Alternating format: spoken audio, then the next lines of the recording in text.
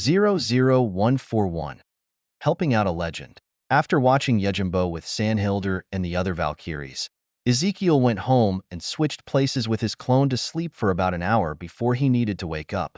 Once he was up, he did his normal morning routine before he went to the mirror in his bathroom. As he stood in front of it, he closed his eyes and injected chakra into his eyes. When he opened his eyes, he was greeted by a pair of 2 tomo in each of his Sharingan. Last night when they awakened, he didn't notice it at first, most likely from being in that mostly dark tunnel. But his vision was a lot clearer now. Everything seemed to be in high definition to him. Theo shook his head. Out of everything that went bad last night, at least this was a positive. But it might not make up for having extra training with Tao. Before Theo left the bathroom, he placed a visual Jinjutsu over his eyes. It would allow him to keep his eyes active for as long as possible, without drawing attention to himself. Theo then left his room and headed upstairs, where he was greeted by the smell of fresh waffles being made. His dad smiled at him as he said, "Good morning, sleepyhead. I was about to send Millie down to get you, if you didn't come up soon." Millie nodded from her place at the table as she said, "Yeah? Why weren't you up? You always wake me up." Theo moved towards the cabinet to get dishes and help set the table as he said, "I forgot to turn on my alarm last night." As Theo set the table, Daniel walked in with Isaac, and as she set him up in his high chair, she said, "When you get home from school today, you should check the email account that's set up for your website." Theo moved to the sink to clean the dishes his dad used to make the waffle batter mix as he asked, "Why? Did something happen?" "Well, besides the fact it's good to check your email regularly. I checked it this morning and noticed people are offering to buy your game," Daniel said as she played with Isaac. Theo glanced at his mom as he asked, "Buy my game? All they have to do is go on the website if they want to buy it. Or is there an issue with the site?"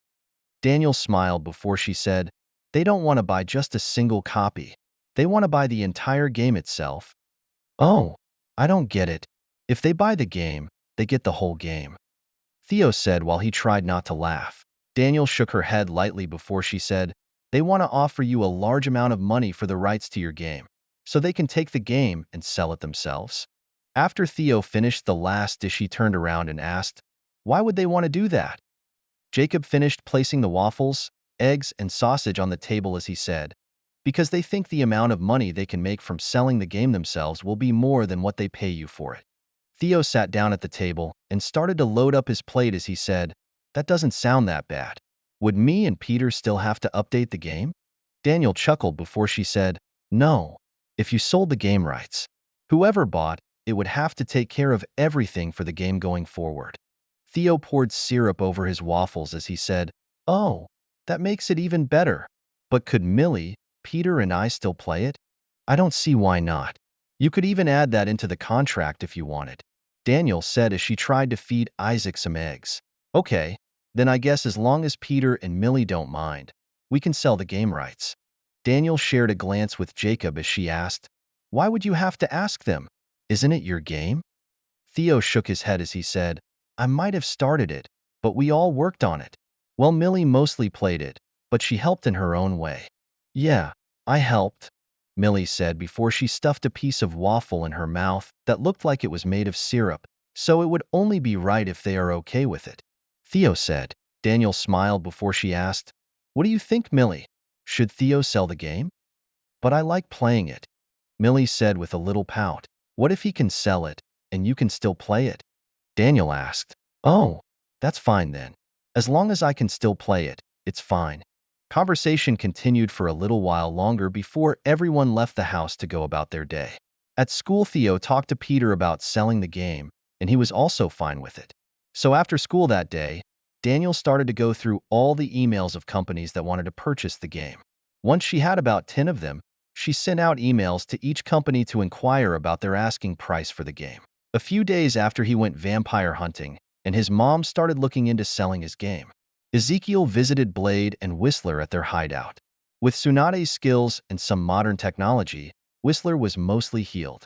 His leg was still missing and both arms were in casts, but they were on their way to healing. After Ezekiel stepped out of the portal, he saw Whistler sitting at what passed for their kitchen table. He smiled as he moved towards the table and asked, "How are you feeling?" "Like shit. That doctor lady told me I couldn't drink for a month. Ezekiel sat down at the table as he said, "You'll heal faster if you don't drink. Who cares? It's not like I'll be useful anymore. Who hunts vampires in a wheelchair?" Whistler said as he smacked the stump of his leg. "You don't need to hunt to be helpful to me, old man."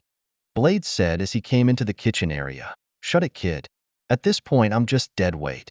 Whistler said with a frown. Ezekiel smiled as he said, "Well, I guess you're both in luck. I came here today with an offer." "An offer? What? You got some kind of magic spell to replace my leg?" Whistler asked with a bit of sarcasm in his voice. Ezekiel glanced at Blade as he asked, "You didn't tell him?" Blade shook his head as Whistler asked, "Didn't tell me what?" Ezekiel made a simple light spell as he said, "Magic's real." "Bullshit." Ezekiel conjured a magic sword as he said, "This is made of magic, and it's very real," before he used it to slice a thin cut through the table in front of him. Whistler looked at the sword and the cut on the table before he asked, "So that's not your own power but magic?" Ezekiel nodded before Whistler asked, "So what, are you just going to make me a leg like that sword or something?" Ezekiel shook his head before he said, "No, I am going to do something better than that. But first both of you would have to go through some tests and background checks." "Why would we need to do that?" Blade asked. "Because I want to offer both of you a job working with my group," Ezekiel said. Blade shook his head as he said, "But we only hunt vampires. And I would like for you to continue doing that, but working with more people. I would actually form a larger group to work with you and help you." Ezekiel said, "We've never needed help before." Blade said. Whistler glanced at his bum leg before he glanced at his missing leg and said, "Blade's only ever worked with me, but there's another small team I know who hunts vampires." Blade narrowed his eyes as he said, "This is the first time I've heard about another team." Whistler looked directly into Blade's eyes as he said, "Because you don't really get along with other people." As Blade glared at Whistler, Ezekiel said, "You know what? I'm just gonna let you guys sort this out yourselves. I'll be back in a week or so." As Ezekiel created a portal, he said, "And if you want to join, you can invite that other group you know. But everyone will still need to pass our checks to officially join us." After that, Ezekiel left them to go talk with someone else he meant to recruit a while ago. He portaled to an area in the Bronx with Anoichi and then walked to a small house that looked well-maintained. After they reached the door, Ezekiel knocked a couple times and waited. After a few moments, an older, gray-haired black woman peeked out of the door. She opened slightly. She glanced between Ezekiel and Anoichi for a moment before she asked, "Yes? Can I help you?" Ezekiel smiled as he said, "No, but I would like to help you and your husband out, Mrs. Bradley." The woman narrowed her eyes slightly as she said, "My husband's been through enough. Tell whoever sent you here to leave our family alone." Before she could shut the door, Ezekiel rested his hand on it and said, "Mrs. Bradley, no one sent me. I came to offer you and your husband something. If you don't want it, I'll leave." "We don't want it," Mrs. Bradley said as she tried to shut the door, "but it didn't move an inch. Just give me 5 minutes to talk with you and your husband. I promise we'll leave after that if you don't want to accept my offer." The woman glared at Ezekiel as she said, "You know damn well you can't really talk with my husband. Now I want you to leave before I call the cops." "You're right, Mrs. Bradley. Other people can't talk with him, but we can. Just give us 5 minutes." She paused as she stopped trying to close the door, and her eyes were still narrowed as she asked, "What do you mean by that?" Ezekiel pointed at Anoichi as he said, "While your husband might currently have brain damage, my friend here should be able to bypass the issue and talk with him properly." The woman stared at Anoichi for a few moments before she asked, "Will it hurt him in any way?" Anoichi shook his head as he said, "No, Mrs. Bradley. It's all based inside the mind itself and will not have any physical effect on his body." "Are you one of those metahumans?" Ezekiel nodded as he said, "We both are, just like your husband." She glanced between them one more time before she said, "I'll give you 5 minutes, but that's it." "Thank you, Mrs. Bradley. I'm Ezekiel, by the way, and this is Anoichi." Ezekiel said as he pointed at Anoichi, "Just call me Faith," she said as she opened the door completely and stepped out of the way. After they stepped inside the house and closed the front door, she led them to the living room. On the floor sat an older black man who was busy playing with some toy cars. Faith gently moved next to her husband and said, "Isaiah, These men here came to talk with you. I want to play with my cars. Isaiah said with a goofy smile. It will only be for a few minutes, and then they'll leave. Can you do that for me, sweetie? Faith asked. Isaiah looked up at Faith before he asked, Can I have ice cream after? Faith had a sad smile as she said, Sure, honey. Great, Isaiah said before he set his cars to the side and stood up. Ezekiel smiled and said, It's great to meet you, Isaiah. I've heard a lot about you. I'm Ezekiel, and this is Anoichi. Isaiah looked at both of them as he asked, Hi, I'm Isaiah. Do you like board games? Ezekiel nodded and said, I love games. Would you like to play one with us? Isaiah nodded as he said, Oh, I want to play. What do you want to play? I have a bunch to pick from. How about we all play something special we brought with us? Ezekiel asked the literal man-child. Isaiah nodded his head and asked, I like new games. How do we play? First, let's all sit down and my friend here will show us how to play. After sitting down on the ground, Inoichi pulled out some seals and placed one on each person's head. Afterwards, he pulled everyone into a linked mind space. Faith was a little confused at first, but then Isaiah appeared next to her, and after a moment he pulled her into a hug as he said, I have no idea what just happened, but I hope it never ends. Well, that's kind of the idea behind this meeting. Faith and Isaiah turned to see Ezekiel, who smiled as he asked, How would the both of you like a second chance at life? 00142. More recruiting. A few weeks passed by and a few things happened in that time. Agatha came back from the quantum realm because Wong took her place. Kaiselius was meant to go originally, but with his punishment duty going on, he was forced to stay behind. While Hank's efforts so far have yielded no signs of his wife, only about 10% of the place has been searched so far. Or at least that's the best estimate they have. Between Minato, Tobarama, and the drones, the task was going relatively fast, all things considered. Back on Earth, Theo helped out Isaiah Bradley and his wife Faith Bradley. Both of them were given a healthy new body, which was cloned from themselves with a tiny bit of Logan's healing factor. Orochimaru also fixed all the issues he found with them before he made clones of them based around 20 years of age. After they were placed in their new bodies, Ezekiel gave them a credit card and a card with his phone number on it. After he handed them over, he said, This is for both of you. Go out and enjoy life, like you should have originally. Isaiah took the two cards and glanced at them for a moment before he asked, What are these for? That one is my personal phone number. Call it if you ever need anything. Ezekiel pointed at the credit card as he said, That's a credit card I set up for both of you. I gave you $1 million for each year you were imprisoned, and then doubled it. Faith glanced at the card for a few moments before her eyes widened as she asked, You're giving us $34 million? Ezekiel shrugged as he said, It's $50 million actually. It was easier to just round up. Isaiah went to hand the card back as he said, We don't need the money. These bodies are more than enough, and we still won't be able to repay you for them. Ezekiel shook his head as he said, The money is already yours. I won't take it back. Use it however you want, or give it away to charity if you like. But it's yours to do with as you please. I would personally suggest traveling the world for the next few years and just enjoy your life together. Make it one long overdue honeymoon, Ezekiel said with a smile. Isaiah put the two cards in his pocket before he asked, Thanks, but are you sure there isn't something we can do to repay you?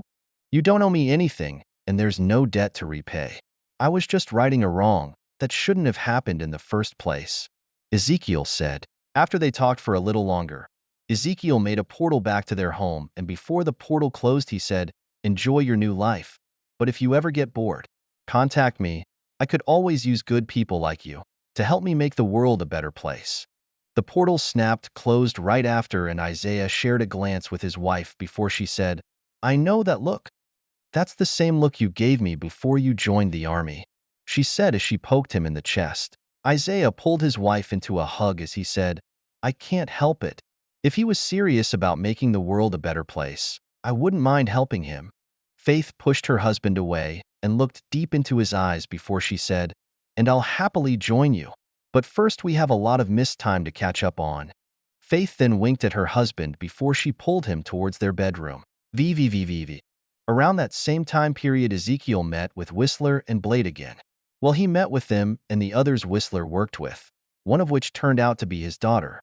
After meeting everyone, Ezekiel gathered their information and had Anoichi and a few others do full psychological evaluations on them. By the time everyone was cleared to join, Ezekiel was helping Isaiah and his wife into their new bodies. So once he received the news, he invited everyone over to the medical base so they could do checkups on them and get DNA samples. From there, it only took about a week for all of them to get a new body, even Blade. He would be weaker than before, but only for a little while. But all of the vampire hunters would be stronger than Blade was after they finished training their new bodies. After being placed into new bodies, Sommerfield had the biggest reaction. Being blind before the process and then being able to see was very emotional for her. She couldn't stop crying as she hugged her daughter Zoe after seeing her for the first time. As Sommerfield hugged her daughter, Whistler looked at his daughter Abigail and said, "I'm not going to hug you like that." "Good, it's kinda creepy with you looking my age," Abigail said as she looked at the others. Afterwards, they were all quickly integrated into the base, with Sommerfield's daughter Zoe quickly making friends with the other kids. They didn't need to live at the base permanently, but for the next 6 months, they all needed to train and get used to their new bodies. Even though Sommerfield and Hedges weren't originally hunters, with their new bodies and training, they would join the others in field work going forward. Ezekiel also had his clones expand the base again to make an area for the vampire hunting group. Well, the group would focus on other things than just vampires, but their main goal for now was vampires. Ezekiel also checked with anyone else in the base if they wanted to join the group. A few of the SHIELD agents, a couple of the sorcerers, and Mikhail decided to join. Blade was a little reluctant to work with even more new people, but Whistler set him straight, and so far the new team was getting along. Even though everyone agreed that Hannibal King talked too much. Another thing Ezekiel dealt with during that time was the Dire Wraith spaceship.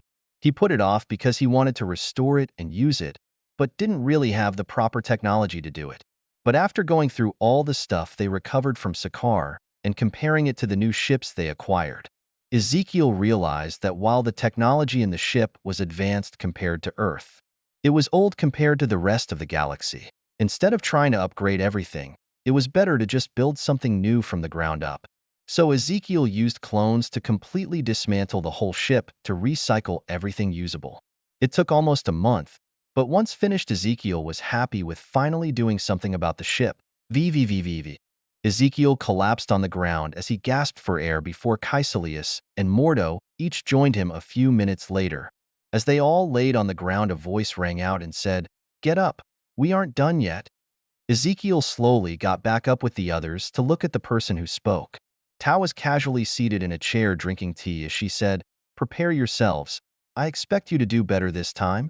As Ezekiel and the others started to make magic defenses, Tao placed her teacup down before the erected defenses shattered and blew the defenders off their feet. Tao lightly shook her head as she said, "I expect more from all of you again." Ezekiel wanted to complain, but he knew that wouldn't help and in fact would just make things worse.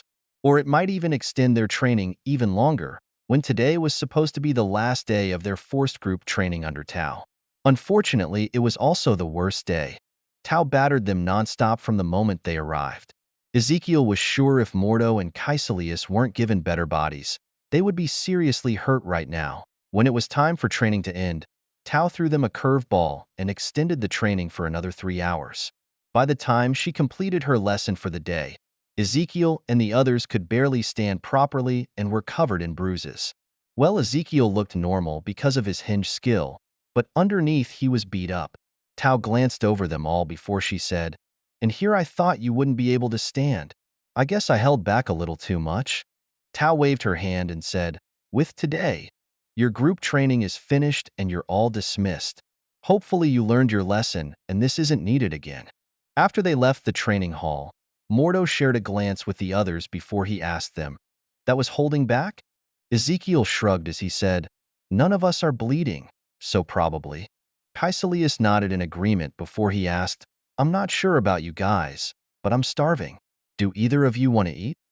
"Sure," Mordo said. Ezekiel nodded in agreement before he said, "Sounds go to me. Where do you want to go? I'll pay."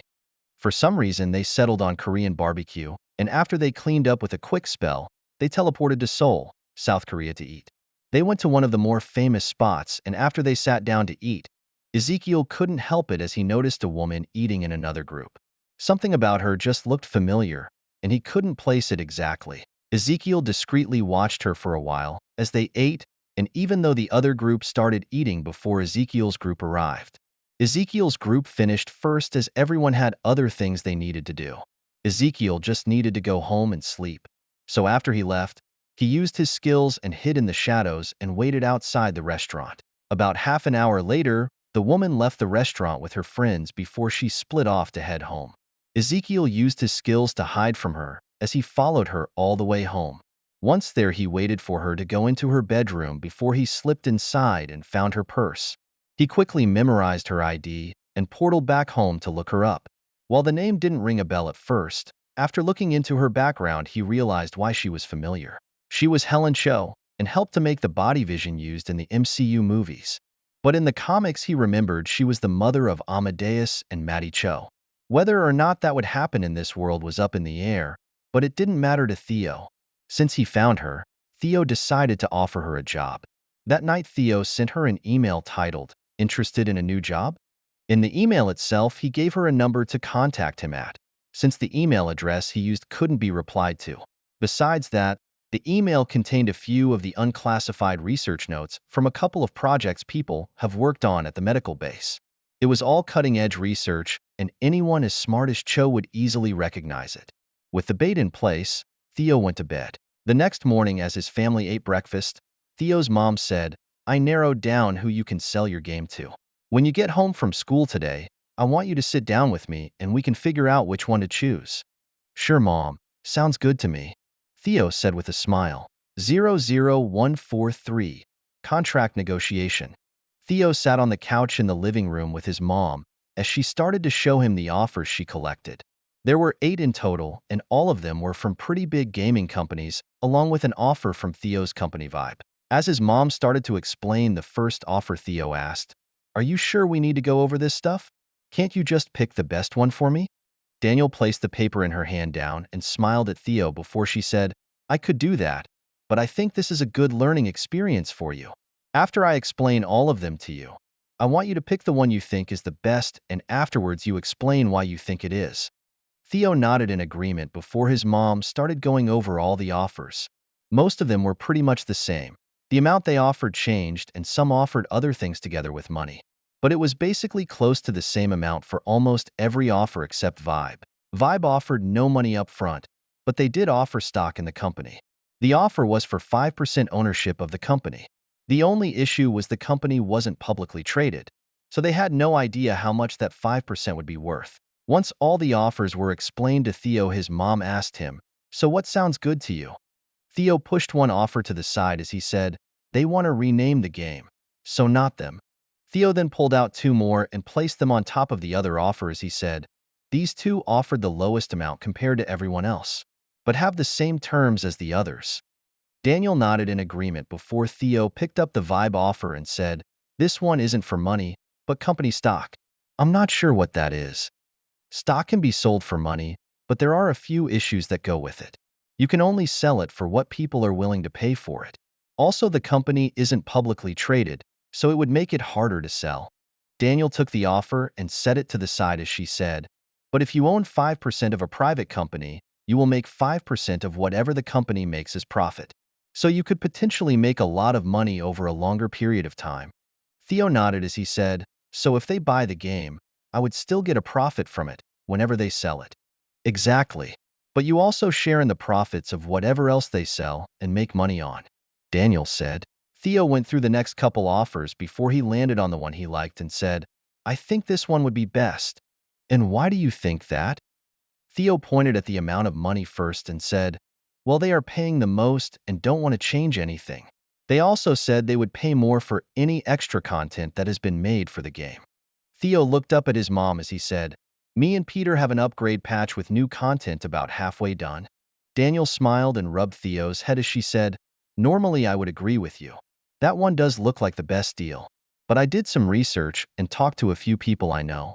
Daniel pulled out the Vibes offer and said, "While this one doesn't offer money up front, this is the best deal. The people I talked with work in the finance sector and told me the company is estimated to be worth $500 million and it's only growing. So I would have 5% of that? How much is that worth? Theo asked. That would be 25 million, give or take, Daniel said. But the offer I picked is for almost 100 million, Theo said as he pointed at the offer. Daniel nodded as she said, but Vibe is only estimated to be worth $500 million currently. The more it grows, the more money you'll make in the long run, and that doesn't include what they would pay you from the profits it makes each year. Do we really need that much money? I think in just game sales alone, we already have more money than we really need, right? Theo asked. Theo then looked up at his mom and said, plus you and Dad say, money can't buy happiness. Daniel smiled as she pulled Theo into a side hug and said, you're right, but just because we have more money than we need doesn't mean we shouldn't go for the best deal we can get. Plus, you could use the extra money you have to help out people if you want. I can? So I could buy Uncle John and Aunt Sarah a house next door if I wanted? Yes, you could, but you do know houses are expensive. Are you sure you want to spend your money on something like that? Daniel asked. But they live in that apartment right now and complain about it not being great, right? Plus their family. It's only right for us to help them out, Theo said. Daniel hugged Theo a little tighter as she said, you're such a sweet kid, just like your father. You know, your father and uncles have already set aside money to help John and Sarah buy a house. But if you want to buy them one, well, I think that's a great idea. We'll have to discuss it with your dad first, but I don't see why not. Great. That means I can also give Peter and Millie money too, right? They helped with the game, so I should split it with them, Theo said. Daniel rubbed Theo's head as she said, of course you can. Good. Then let's pick this one so I have more money to give them, Theo said as he picked up the Vibe offer. With the choice made, Daniel contacted Vibe and said she wanted to negotiate a contract with them. While she hadn't worked for a while, she still kept up to date on everything she needed to law-wise and was still registered as a lawyer in New York State. So when Vibe agreed to a meeting to go over the contract, Daniel went herself to represent Theo. The location of the meeting was actually the building Theo let Adrian use in Brooklyn for his company. Daniel showed up to the meeting and was a little disappointed at first as she expected a company like Vibe to be in a nicer place and in downtown Manhattan. The building itself was close to their neighborhood and was older, along with being a little run down. As she walked up the steps to the front entrance of the building, she glanced at the intercom list. It only contained 2 company names, Best Man Demolition, Salvage and Construction. Along with Vibe Incorporated. Daniel pushed the buzzer for Vibe Inc. and waited for a moment before someone said from the intercom, yes, how can I help you? I'm Daniel Mercer. I have a 3 o'clock appointment. Thank you for coming, Mrs. Mercer. Wait just a moment and I will buzz you in. Once inside, please take the elevator to the top floor, the voice said before the door unlocked. The inside of the building looked just as run down as the outside, and Daniel started to rethink whether this would be a good idea or not. Why would a company that was worth $500 million be in a place like this? Still, she was already here, so she would at least talk with them some and do a little more digging before she signed anything with them. When she exited the elevator on the top floor, she was surprised to find that it opened up into a large room. It was like someone just knocked down all the walls and left only the support beams for the entire floor. Whoever did it cleaned up the place some, but the floor was just a patchwork of all the old apartments. Near the north wall of the large room were a few desks, and what looked like a scale model 2 men were currently talking over. A few feet from the elevator door stood a smartly dressed, fair-skinned woman with sharp green eyes and ankle-length, auburn-colored hair. She smiled at Daniel as she stuck out her hand and said, "Nice to meet you, Mrs. Mercer. I'm May Terumi." As they shook hands, Daniel said, "It's nice to meet you, May. But there's no need to be so formal. Just call me Daniel." After they shook hands, May said, "If you'll follow me, I'll introduce you to Ezekiel. He will be going over the contract with you." Daniel nodded and followed May to the 2 men talking over the model and heard the black-haired man as he asked, "How is your search going for workers?" "I have 1 full crew running now, but the plan is to expand it to 4 or 5 by the end of the year." The other man said, "Isn't that a little too slow? Aren't you afraid of missing the completion bonus?" The black-haired man asked. The other man shook his head as he said, "If I miss it, that's okay with me. I don't want to rush hiring and hire the wrong people. As May and Daniel moved close to the two men, May said, "Sorry to interrupt, but your 3 o'clock appointment is here, Ezekiel." Ezekiel glanced at the other man and said, "Sorry, I gotta take care of this. We'll talk more about this later, Adrian." Adrian nodded his head before he said, "All right, just call me when you're free." Adrian politely nodded towards May and Daniel and said, "It was good seeing you, May." Mississippi. As Adrian walked towards the elevator, Ezekiel turned towards Daniel and said, "Mrs. Mercer, thank you for coming by. I'm Ezekiel." Ezekiel moved forward, and as they shook hands, Daniel said, "Just call me Daniel if you don't mind." "Sure. If you would, I set up this area so we can go over the contract," Ezekiel said as he pointed at one of the tables nearby. After they sat down, Ezekiel said, "First, let me thank you for coming by today. I know from a first impression standpoint, this place doesn't breed much confidence in the offer I made. But I don't want to waste money fixing this building up when it will be torn down in the next few years." Daniel nodded as she said, "That makes me feel slightly better. But wouldn't it be better to build downtown where you aren't limited in height?" Ezekiel smiled as he said, "For what is being planned, downtown wouldn't work. You should take a look at the model over there on your way out to see what I'm planning to make." Daniel glanced at the model for a moment before she said, "All right." Daniel then pulled up her briefcase and pulled out one of the thick contracts she drew up and some extra paperwork, which she handed over to Ezekiel as she said, "This is the NDA I signed and this is the counter offer I drew up. Please look it over." Ezekiel glanced at the NDA before he started to speed read through the contract since he was surprised his mom even made a counter offer. From what they talked about at home, she was just going to accept the offer outright. After reading through it, Ezekiel couldn't help but smile to himself. His mom's counter offer was for 10% of the company. Ezekiel placed down the contract as he said, "I can't agree to this. 5% is already more than enough." 00144. A job offer? Daniel smiled slightly as she pulled out the offers she received from the other companies and the sales data of the game and slid it over as she said, "As you can see, the game is worth a lot more than what you are currently offering." Ezekiel looked over the new information she gave him and was surprised again. It looked like she spent time negotiating with the other companies, and all of them increased their bids. If it was anyone else, they would probably agree to her 10% deal after looking through the other companies' offers. Ezekiel glanced up from the papers and said, "I admit, this makes your offer look reasonable." Ezekiel reached into his pocket and pulled out something as he said, "But let me show you why I can't accept that deal."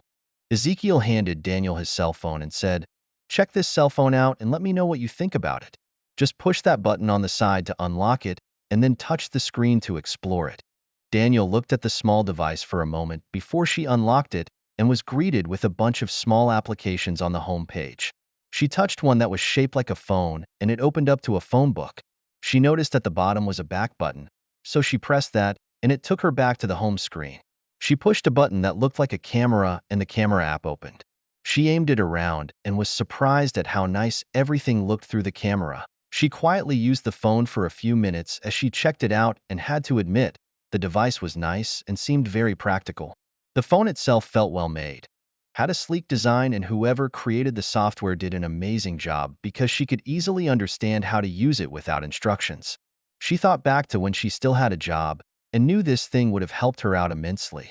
She lightly shook her head as she thought, "That was before my parents ruined my career. At least right now I can put my skills to use as I help out Theo." As she closed out of another app, a text message notification popped up and she accidentally opened it. The sender was named, "Tony has daddy issues," and what they sent was a picture. In the picture was a palette of phones with more palettes in the background behind it. Then a message followed that said, "First batch is finished. When do you want to set the launch date?" Daniel quickly handed the phone back as she said, "Sorry, I didn't mean to open that." Ezekiel looked at the messages and shook his head as he said, "It's fine." Ezekiel quickly typed out a message and sent it before he asked, "So what do you think?" As Daniel was about to reply, Iron Man by Black Sabbath started to play from his phone. "Sorry, just give me just a moment to take this," Ezekiel said as he answered his phone on speaker. "What do you want, Tony? Come on, give me a date. I want to start planning the event," Tony said. Ezekiel let out a sigh before he said, "Really? I told you. I'm busy at the moment. We can figure it out when I'm finished." and besides we both know Pepper is going to plan the launch party." "No, she won't," Tony said. "Yes, I will," Pepper said in the background. "Okay, fine. Whatever. Just come pick us up when you're free. I want to eat in Genosha again. That ramen place was really good," Tony said before he hung up. Ezekiel shook his head and said, "Sorry about that. I swear, for being a grown man, he acts like a child. If I didn't answer, he would just keep calling until I picked up." Daniel smiled as she asked, "It's fine. Was that Tony Stark?" "Unfortunately, it was. But that doesn't really matter. What did you think about my cell phone?" Ezekiel asked. "It's pretty nice, and I could see some usages for it. But I don't understand why you brought it up," Daniel said. Ezekiel tapped the contract and said, "It's because of that cell phone that I can't sign this contract. In the next few months, Stark will be launching these cell phones in collaboration with Vibe." Daniel nodded in understanding before she said, "So you are expecting the valuation of your company to increase. By rough estimates, Stark and Vibe should both make at least $1 billion in profit this year alone after the phone is launched. Next year, that number should be more than $5 billion and will only increase in value each year," Ezekiel said with a smile. Daniel thought about it for a few moments before she pulled out another set of contracts and said, "I didn't expect you to have a good reason to turn down that contract, but I made this one just in case. It's for a 6% share of the company." Ezekiel chuckled as he asked, "Really?" Daniel nodded as she said, "Yup. I know what this game is worth and 6% is the lowest my client will go." Ezekiel looked over the contract for a little while before he said, "Fine, 6% is fair." After he signed each contract, he handed a copy back to Daniel and asked, "Do you mind if I ask you a personal question?" Daniel took the contract and placed it back into her briefcase as she said, "Sure. But depending on the question, I may or may not answer it. Why are you not currently working for any law firm?" Ezekiel asked. Daniel frowned slightly before she said, "I decided I wanted to raise my kids." Ezekiel nodded as he said, "That's a very enviable thing to do. But if that's the case, why did you decide to negotiate this contract?" "I know the person who designed the game and was just helping them out." Ezekiel nodded his head before he said, "I'll be honest with you. I looked into you when you reached out to me, and I heard a rumor about you being blacklisted from all the best law firms in the state." Daniel showed no outside reaction, but inside she was upset being reminded of what her parents did to her career. When Daniel looked up from closing her briefcase, Ezekiel said, "You know, I found it weird that someone of your caliber would be blacklisted, since you had a stellar track record at your previous job. So I asked around, and the only thing I could find was rumors, something about you pissing off some important people." "And?" Daniel asked in a flat tone. Ezekiel smiled as he asked, "If I'm being honest, I need a good contract lawyer, and since you are currently jobless." Daniel chuckled for a moment before she said, "You would offer me a job, knowing some powerful people ruined my career out of spite, and those same people could easily come after you?" Ezekiel shrugged as he said, "Pretty much. I mostly wanted to know who I would be pissing off if you accepted." Daniel shook her head as she said, "I'm sorry, but I wouldn't want to ruin your business just so I could possibly work again. Even if you're business partners with Tony Stark, he wouldn't be able to help you out, at least not against the people you would be facing." "Mrs. Mercer, just humor me, please," Ezekiel asked. Daniel thought about it for a few moments before she said, "My family, or to be accurate, my parents, are who you would have to deal with." Ezekiel extended his hand out as he said, "Oh, I'm not worried about people like them at all. Welcome aboard, Mrs. Mercer." Daniel glanced at Ezekiel's hand, then back at him for about half a minute till he awkwardly put his hand back down, and she said, "First of all, I never agreed to work for you. Second, my parents would ruin your business if you hired me. Well, only if you keep me around after they warn you to not work with me. What if I could prove that I'm not afraid of going up against your family? Would that possibly change your mind?" Ezekiel asked with a slight smile. "Doubtful, but go ahead," Daniel said. Ezekiel pulled out his personal tablet and typed on it for a few moments before he pulled up a video on Vibe. He then handed the tablet to Daniel as he said, "Watch this." The video started to play, and the first thing she noticed was someone she hadn't seen in over 10 years now. It was one of her brothers, the third one to be exact. He was out of the running for being the next head of the family because he had two older brothers ahead of him. Since that was the case, he pretty much slacked off compared to the rest of the family. He was still useful to the family to be used as a pawn in certain things, but overall was a typical spoiled rich kid that grew into an adult. As she watched the video, she remembered him not being a great person to be around when she was younger, but it seemed he became worse over the years she hadn't seen him. Just before the video finished, her eyes widened in shock, and she sat there for a few moments before she slowly handed the tablet back to Ezekiel. Ezekiel smiled as he said, "So do you think I'm afraid of your family?" "No." "Good. So would you like a job?" Ezekiel asked. "I don't know. I would have to think about it and talk with my husband," Daniel said. Ezekiel nodded before he glanced to the side at May and asked, "Can you bring me the blue folder on your desk?" May got up from her seat and picked up a blue folder before she brought it over and handed it to Ezekiel. He opened the folder and double-checked the contents before he handed it to Daniel as he said, "This is what I'm willing to offer you to work for the company. Think it over, and if you agree, just call the number in the folder and May will take care of the paperwork." Ezekiel stood up and reached out to shake hands as he said, "It was nice meeting you, Mrs. Mercer. I hope to hear from you soon." "It was nice to meet you too," Daniel said before she released Ezekiel's hand. Ezekiel glanced at May as he said, "After you escort Mrs. Mercer out, can you stop by Adrian's office and tell him I went to eat with Tony?" As May nodded, Ezekiel spun his hand in a circle, which conjured a portal beside him. Daniel stayed composed but watched in fascination as Ezekiel stepped through the portal and disappeared. After the portal snapped closed, she asked, "What was that?" May smiled as she said, "That's just how Ezekiel travels." "Travels? Where did he go?" Daniel asked. May walked around the table as she said, "He's going to meet Tony, so that was probably to California." "But, never mind, it isn't my business." Daniel shook her head before she started to walk towards the elevator. After she made it back home, Daniel sat down on the couch for a little while and thought about what happened today. While the meeting didn't go as planned, it wasn't bad. Maybe a little weird at some points, but a lot better than most meetings when it came to negotiating contracts. It normally took days, weeks, or sometimes months to negotiate contracts with other lawyers. She glanced at the blue fold next to her briefcase for a few moments and thought about the job offer.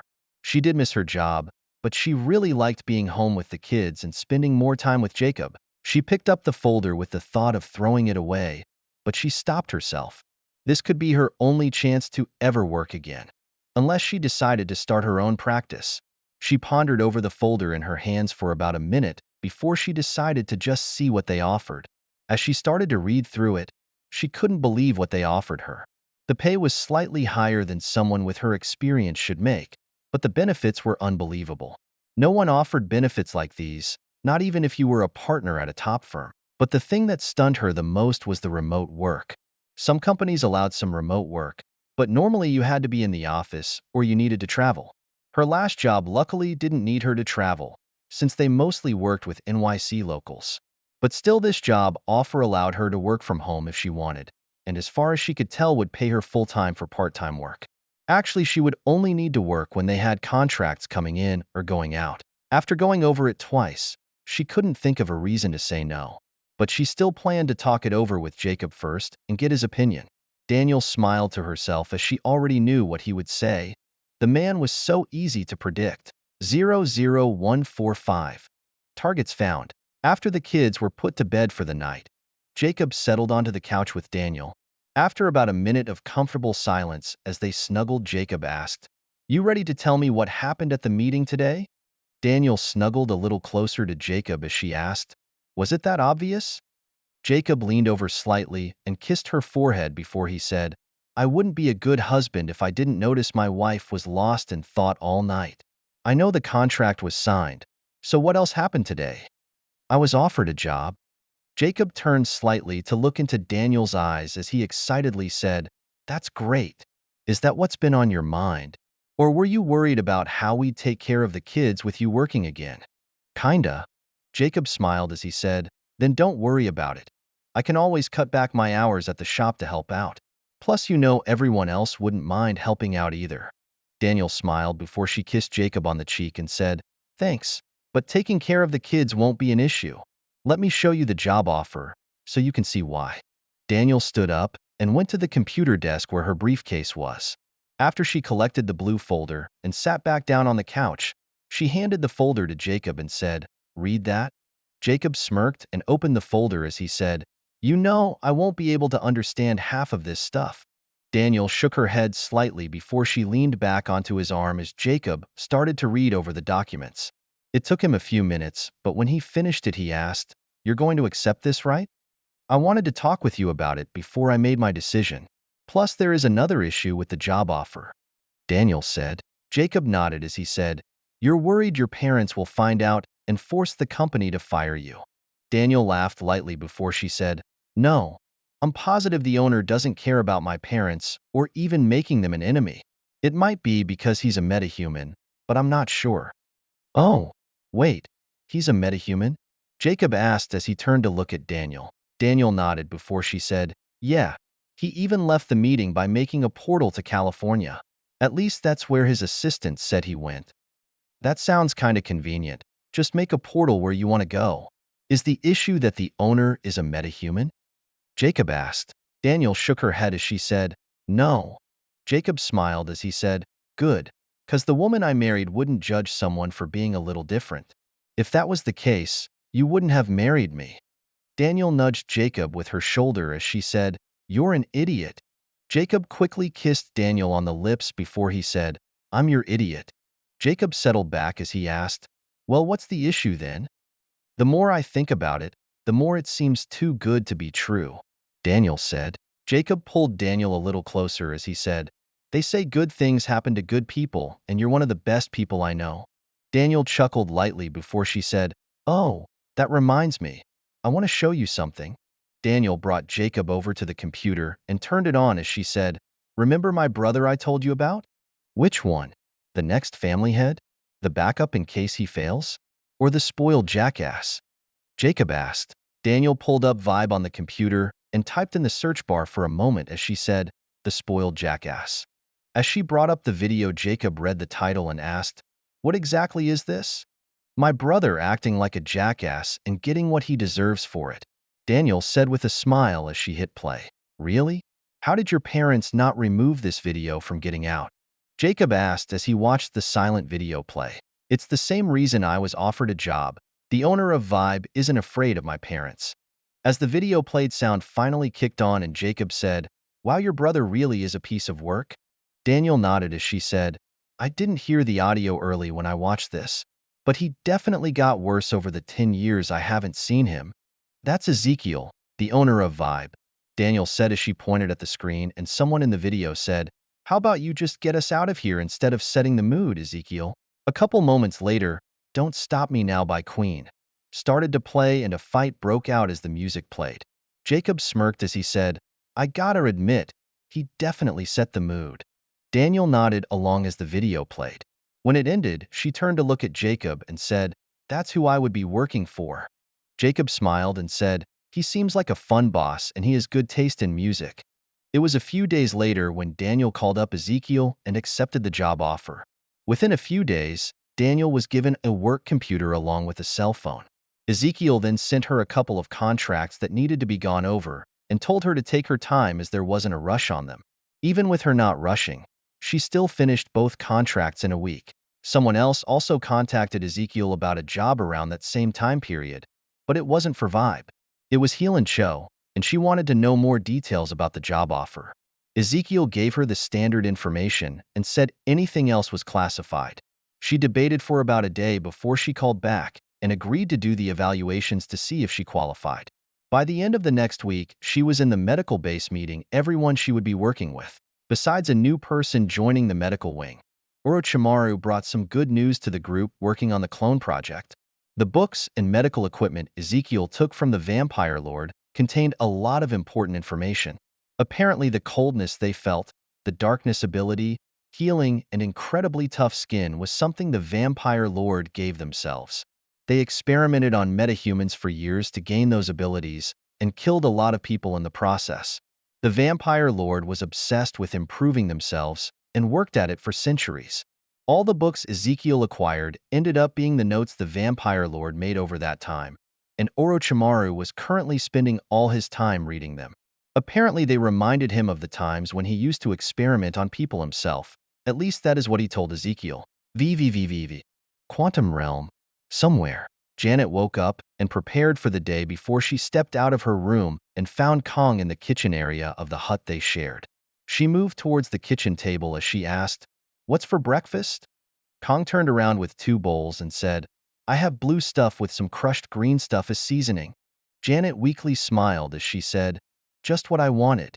As they attempted to choke down their breakfast, Janet said, "I think the first thing I am going to eat when I get home is a large breakfast of eggs, bacon, and waffles." Kong stuffed another spoonful of blue goop into his mouth and swallowed before he said, "I'll have a nice medium rare steak, mashed potatoes, and a good beer."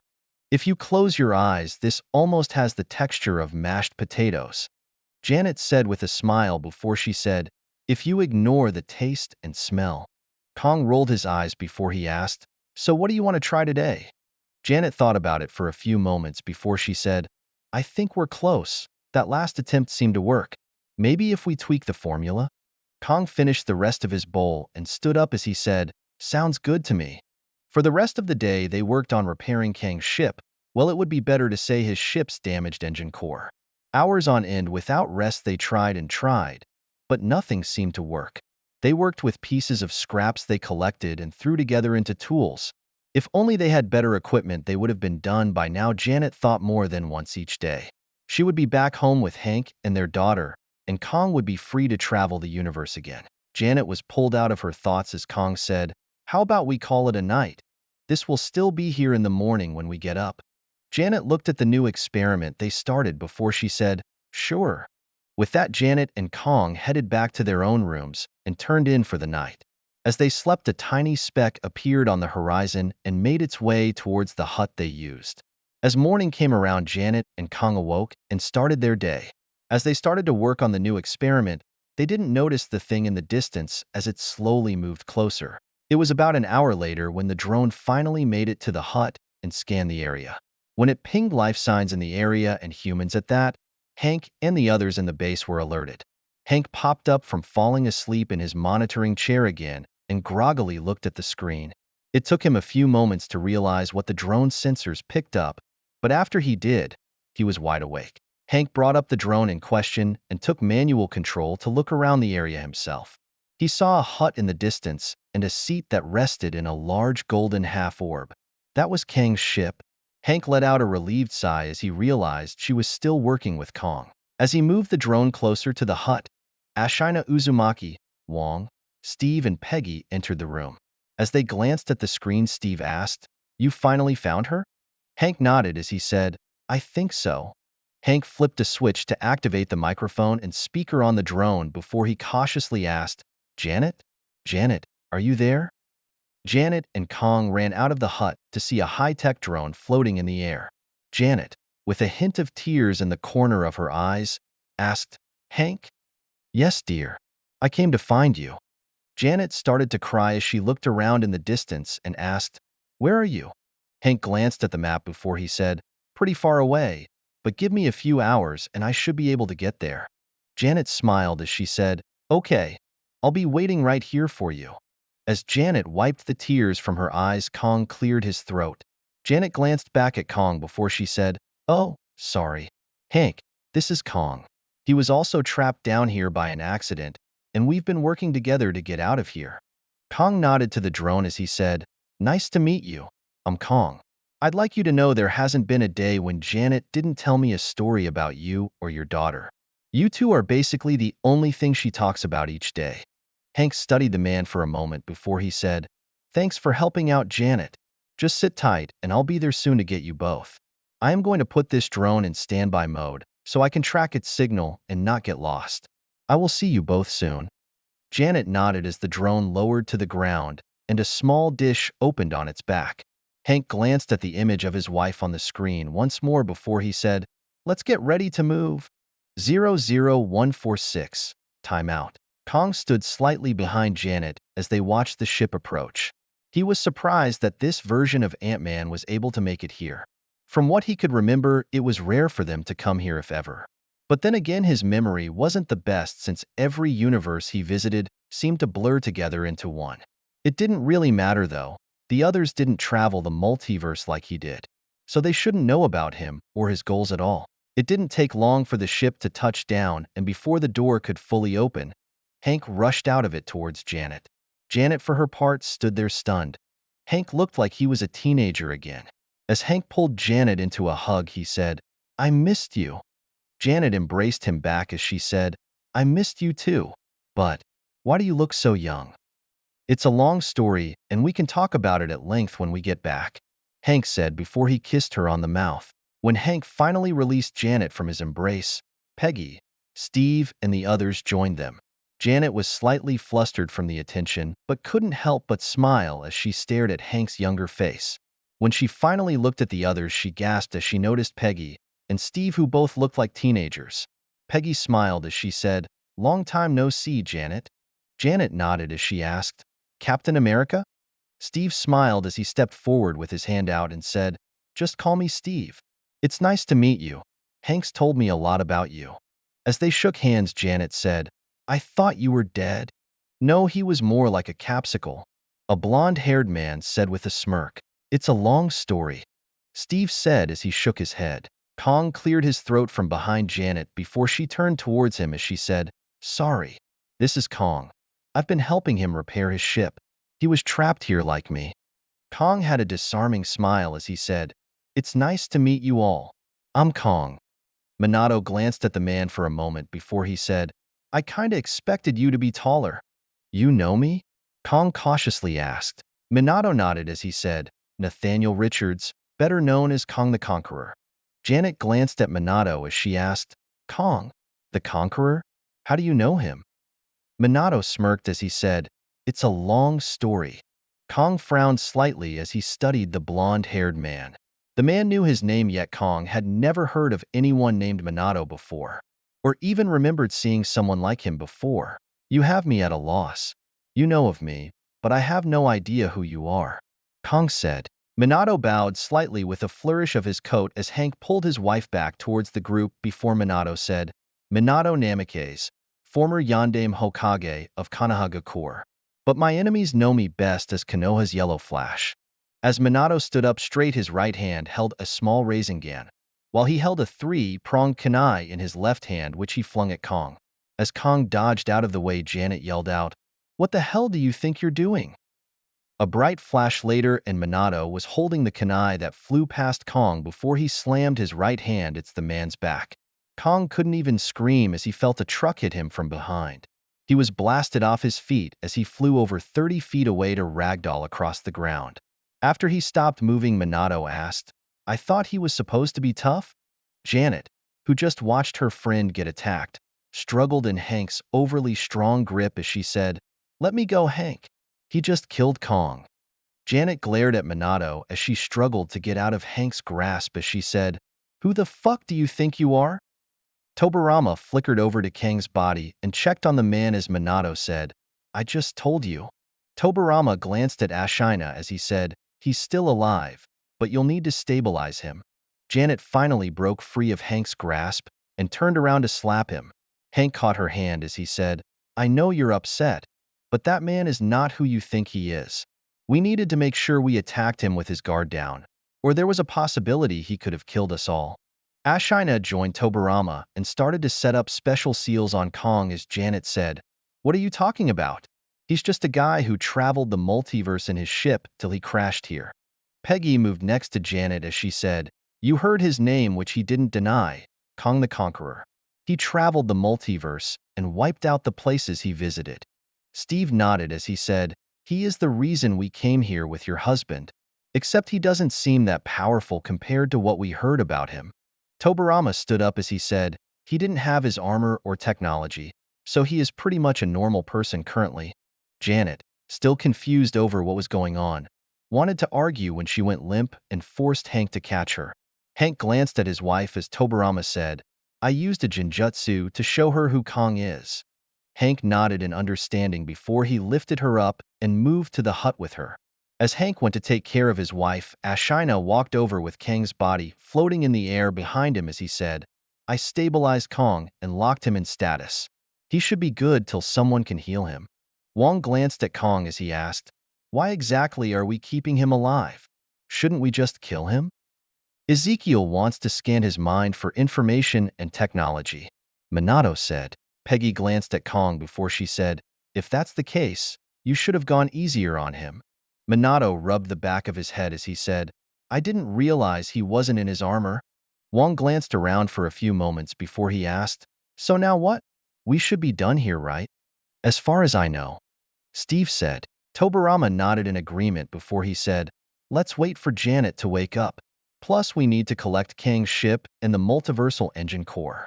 Once Janet woke up, she apologized to everyone for her earlier outburst before she showed them the multiversal engine core.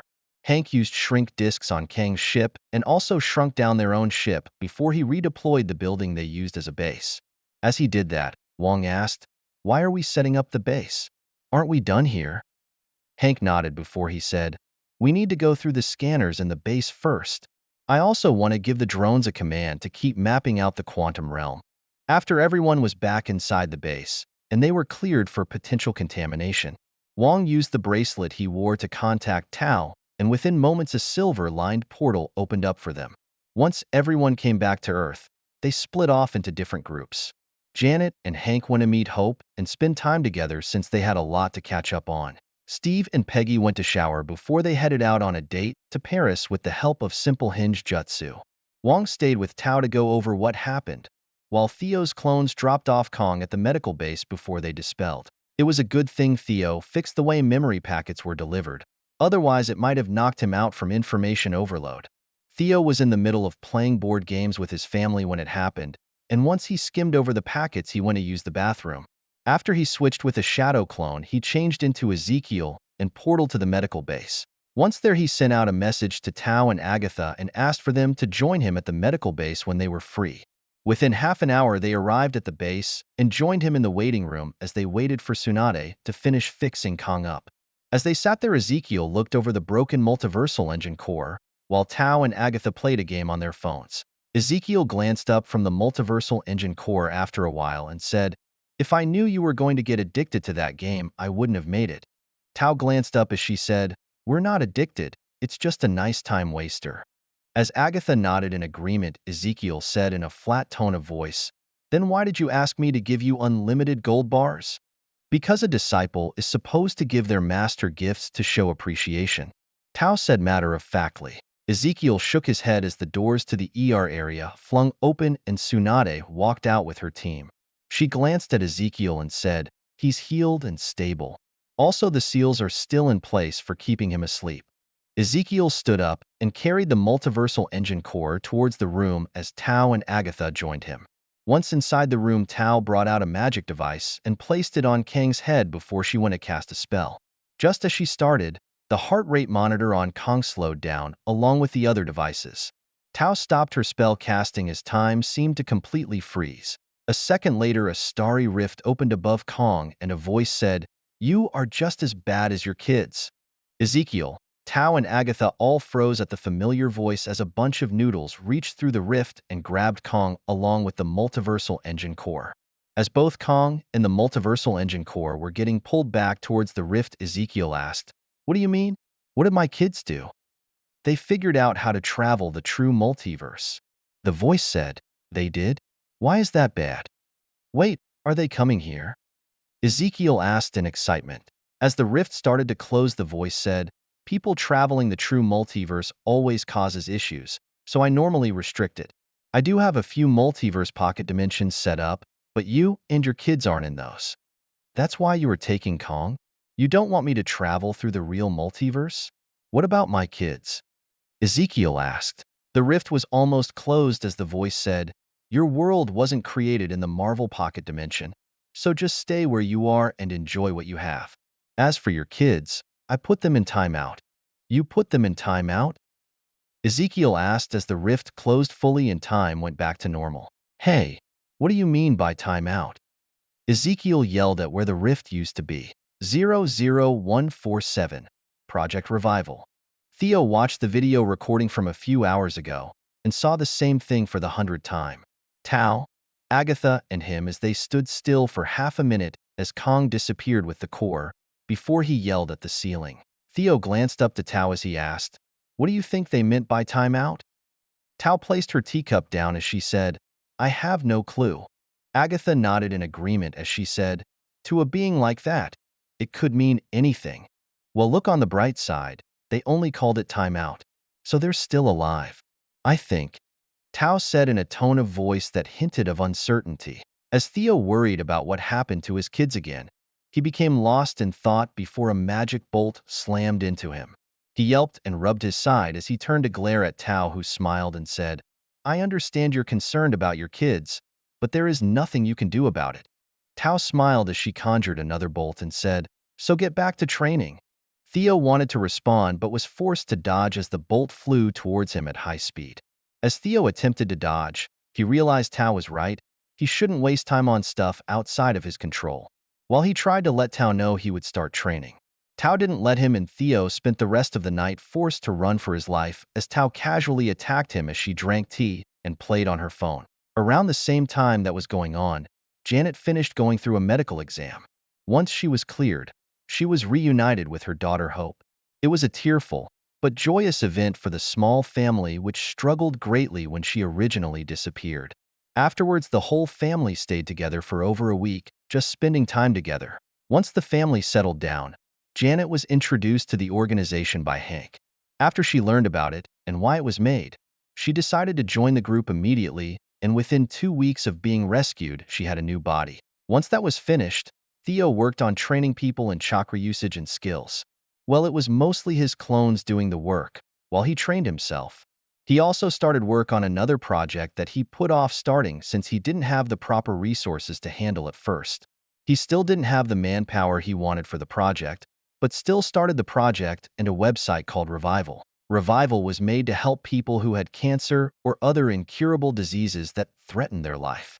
The website was simple, with a main page that stated its only mission was to help people.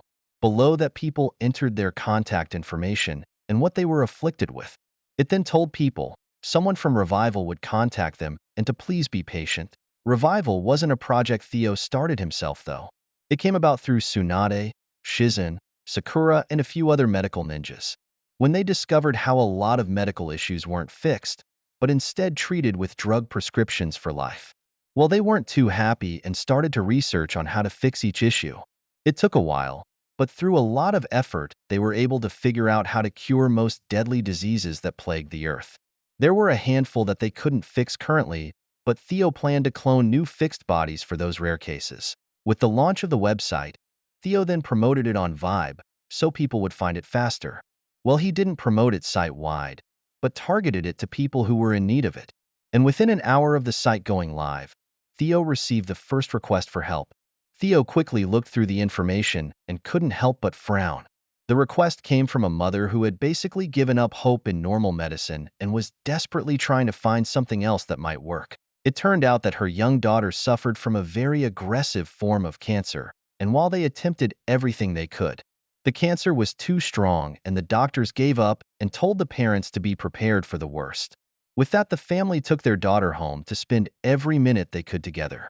With the mother's information in hand, Theo changed into Ezekiel and messaged Tsunade. Within a few minutes, he portaled to the base to pick her up before he portaled them to the front yard of a decent house in the countryside of England. Even though it was almost midnight, Ezekiel moved to the door and knocked loudly on it a few times. After a few minutes, the front porch lights turned on, and a moment later, a man opened the door slightly. He looked like he needed a good night of sleep with the dark circles under his eyes and extra pale skin. He glanced at Ezekiel and Tsunade before he asked, "Can I help you with something?" Ezekiel smiled as he said, "No, we came to help you. I'm Ezekiel and this is my companion Tsunade. We're from Revival. We came to cure your daughter." The man stared at them for a few moments before he asked, "What?